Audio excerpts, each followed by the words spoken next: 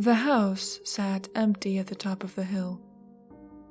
Its security lights were a beacon in the night, like a lighthouse alone in the mist, warning ships away from the kiss of sharp shores. The closest neighbor was further away than a man could throw a rock, a fact that didn't appear to be a coincidence. Inside its smooth walls, gray hardwood spread out across an expansive, single floor. The leather furniture decorating the space looked like someone's idea of a futuristic catcher's mitt and felt half as cozy, chosen, as was the case for much of the house, for color more than comfort. Doubly so for the tank of tropical fish that shimmered against the far accent wall.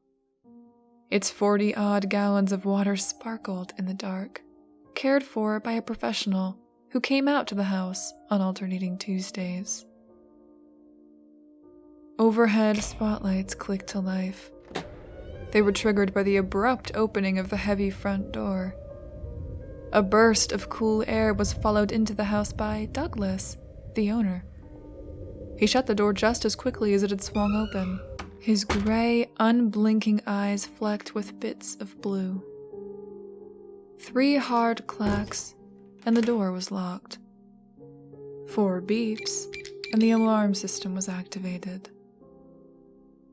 In the kitchen, Douglas stood at the refrigerator and poured himself a glass of water, drinking it down in one gulp, then did the same with a scotch. He was thirsty and had been for some time. His nerves were on fire and needed extinguishing. After another scotch, this one over ice, he drew the blinds and ran the shower until the mirror couldn't be seen. Then he undressed and stepped in. Under the hot water, Douglas kneaded his sore neck like a baker working a tough batch of dough. 3 days now it had been stiff. 3 days of limited movement, of waking in the mornings with a cry.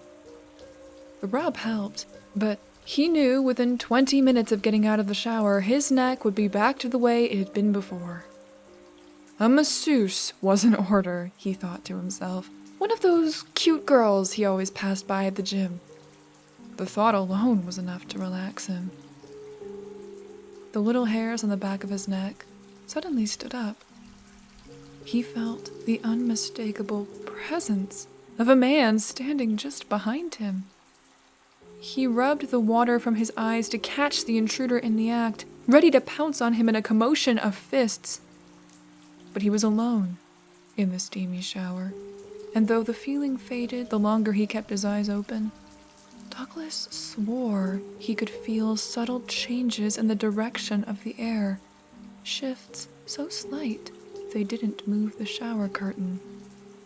Almost like breathing, yet soundless and cold. Ready for bed, Douglas turned off all the lights in the house. As he went from room to room, he checked the windows to make sure they were locked properly, noting with some comfort the wires of the house's alarm system. He had settled into a decent state after 2 large scotches and a hot shower, and he looked forward to a good night's sleep for a change. He crept into the bedroom, slipped between the cool covers, and let his eyes close of their own accord. The house was quiet, secure. A few odd moments in the shower notwithstanding, Douglas felt the closest to content he could expect. Already the silken kiss of sleep was swallowing him down, like sinking into the warm sap of 1,000 billowing trees. Tastes like salt. A whisper in his ear. He jolted awake at the man's voice, and with it, the sensation of breath on his face. A moment later came the loud bang of something hitting his bedroom window from the outside. First the impact, then the shimmy of glass dancing in its frame. It sounded like a fist had pounded at the window. He threw the covers off and jumped out of bed, looked around the room for whoever had whispered to him. Once he was sure he was alone, he yanked the curtains open. No one. Just his front yard, a hill which sloped down to the empty street, all of it blanketed in yellow-white moonlight. Douglas leaned in close to look under the window. Possibly the trespasser had ducked down and was hiding against the house, tucked in behind the azaleas. A blackbird twitched in the grass. Its wings flapped in erratic rhythms, and its legs were 2 hardened sticks. Douglas looked for and found a sign that the bird had hit his window. An impression of the animal's shape had been left behind, a fine silhouette rendered in dust, the body at the center and the 2 feathery wings spread outward. The bird continued to twitch in the grass until the movement slowed. Its solid black eyes finally drained out of sight, left to stare unfocused into the sky. Douglas watched the bird die. Then he returned to bed. The autumn sun slept behind a coat of clouds. Meanwhile, some people had to work. Douglas stood at the water cooler down the hall from his office, repeatedly refilling and draining a cone-shaped paper cup. He was still thirsty despite a good night's sleep. Each time he drank, he watched the bubbles rise up from somewhere unseen and wobbled the top of the water jug. The sight was hypnotic. At some point, he lost the need to blink. "What happened to you Friday?" Douglas looked up from the dancing bubbles. Peter from marketing had walked into the break room unnoticed and was eyeing Douglas with light contempt. "What?" "You were supposed to meet us at McSweeney's," Peter explained. "For drinks? On Friday?" "Oh, sorry about that," Douglas managed. As much as he'd tried to think of an excuse for not going, he couldn't come up with anything sufficient. "It's Ed you should worry about. You know he likes the whole team socializing, kiss the boss's ass thing. If you keep no-showing, he'll rethink that promotion." Douglas nodded distantly. He raised his paper cup. "Does this water taste funny to you?" "I don't drink water. I drink coffee, like God intended." With that, Peter left the break room and resumed his blonde life. Douglas filled his cup and finished it one more time, doing his best to pin down the familiar taste. Back in his office, he tried to lose himself in work. He became so absorbed by emails and faxes and reports, but he found himself unable to commit fully to the moment, fighting the feeling that someone was looking over his shoulder, checking his progress before he made any.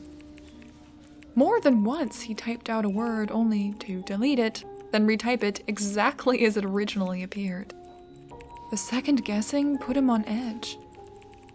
Eventually, he gave up on the idea of completing the task altogether.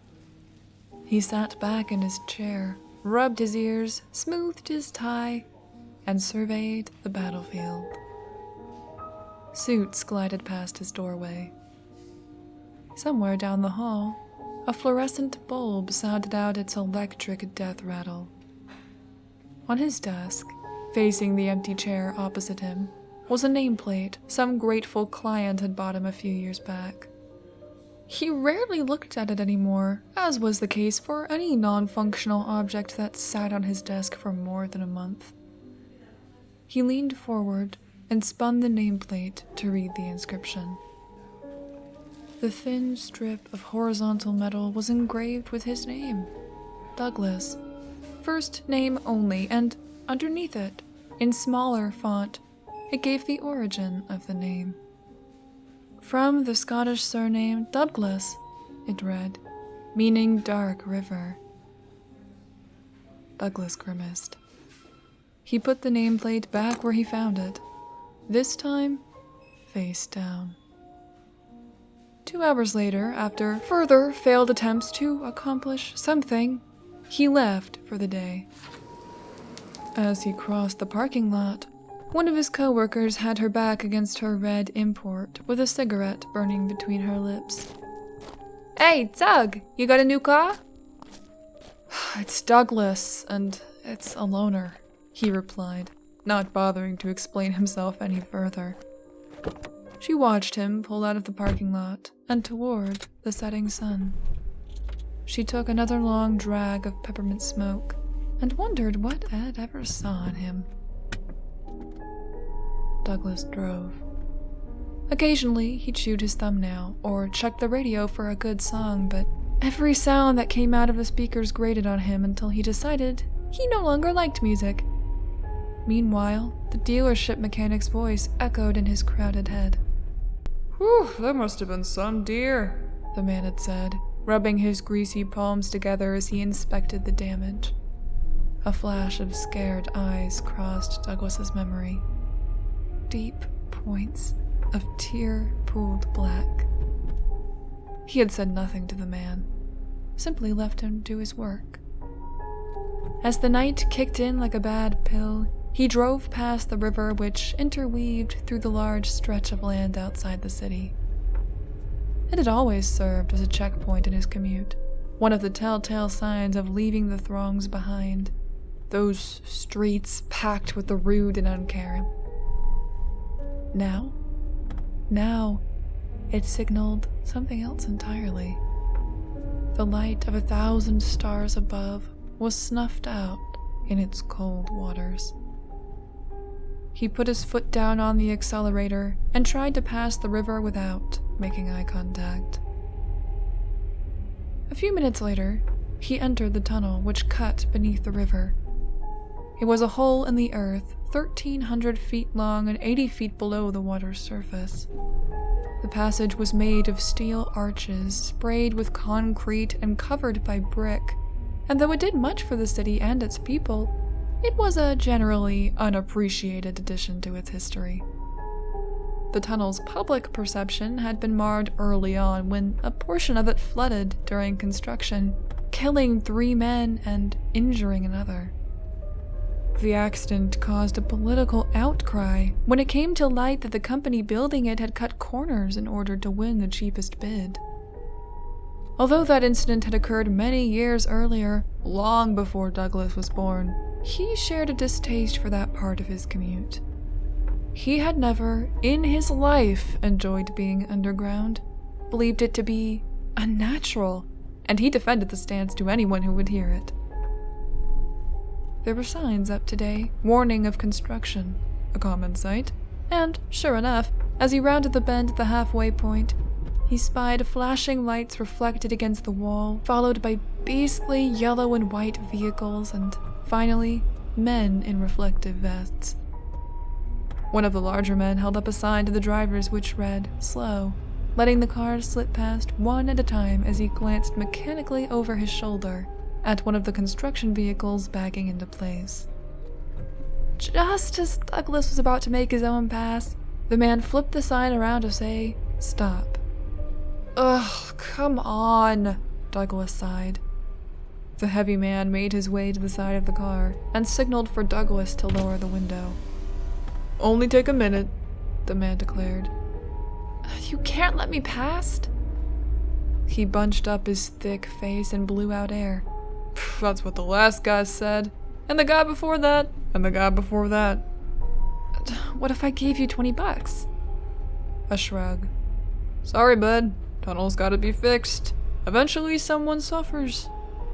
He turned and reclaimed his spot, watching the vehicle back up as he half-heartedly held up his sign. In the rear view, Douglas noticed there wasn't a single car behind him.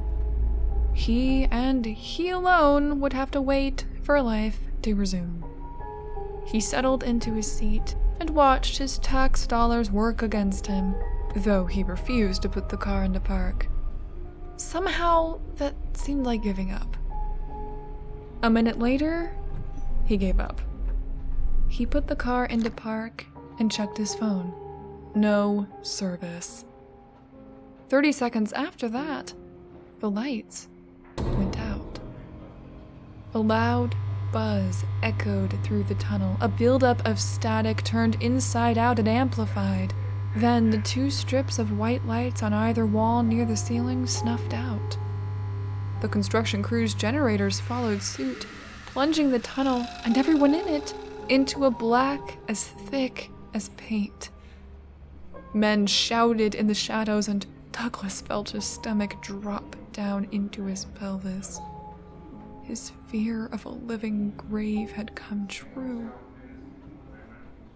The complete darkness only lasted a few seconds. Yellow emergency lights, small and round, were mounted on the tunnel's ceiling every 50 feet, and they came to life, lending the tunnel their sallow glow. Workers toiled in the faint light, trying to restore power to the tunnel. He felt it again. A presence just behind him. Douglas shut his eyes. He squeezed them so tightly he saw fireworks behind his eyelids and felt a low, deep rumble in his eardrums. He knew there was nothing there, just as there had been nothing in the shower, or in the bedroom, or even standing over him at work. Nothing was invisible in this world. Everything was real and explainable. This was real life. There were no monsters, only idiots and their fears. Cold fingers traced a line up his neck. He shivered and moved forward in his seat, pretending to be chilly from a draft that wasn't there. He cursed himself for entertaining dark thoughts for even a second. But then, a whisper drifted from the back seat. Tastes like salt. He ignored it, blocked it out. No one had power over him unless he gave it to them. So thirsty. His leg began to shake, and he squeezed it hard until he knew it would bruise. With sudden intensity, the tunnel lights came back on, the power returning with a solid boom, joined by the happy shouts of the construction crew. Relieved, Douglas opened his eyes and let them adjust to the light. He couldn't wait to get out of this damn tunnel and resume his tired ride home. He glanced in the rear view to see if anyone else had shared in his bad luck, any other commuters in this temporary grave. There was a face in the mirror, a pair of hollow eyes looking back at him. Dark, dripping, wet hair over water-slick skin. The man opened his colorless lips, and dirty water poured out. Panicked, Douglas spun in his seat, his heart exploding against his chest. But there was nothing behind him, just an empty back seat and an ice scraper on the floor. Nothing in the rear view either. No death stare, no colorless flash. Even the air felt empty. He tried to breathe slow and steady to calm his heart. He became aware of someone outside the car waving their arms at him. It was the large construction guy holding the sign, and from his face, he'd been trying to get Douglas's attention for some time. In a daze, Douglas rolled down his window once more. "You can go now," the man called out. "Power's back." Douglas nodded and took the car out of park, rolling slowly past the men and their trucks. He drove the rest of the way home in silence, trying and failing to forget the face in the mirror. His mouth was as dry as burnt paper, and he planned to drink until either his thirst or his legs gave out.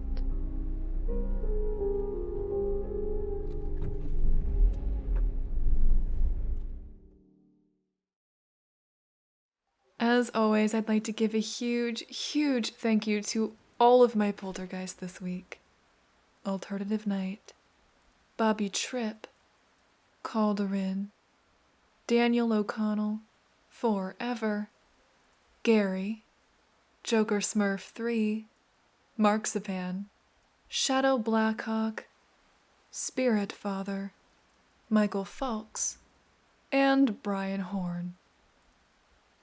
Also, I would like to acknowledge 2 apparitions this week, Vincent Shadetree and Oliver Dace. Thank you too, and welcome to my Patreon. As always, all of your support is so appreciated, and thank you from the very bottom of my heart.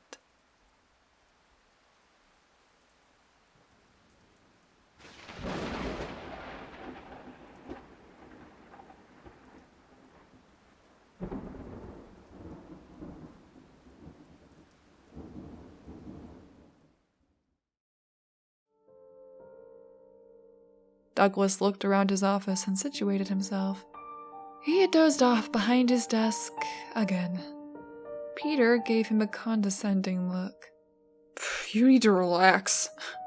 Just a friendly tip. No one likes a guy who gets stressed easy. Douglas rubbed his heavy eyes. I think I need to get away for a bit. Hit the reset button. Peter paused to scratch his nose. Then he smiled.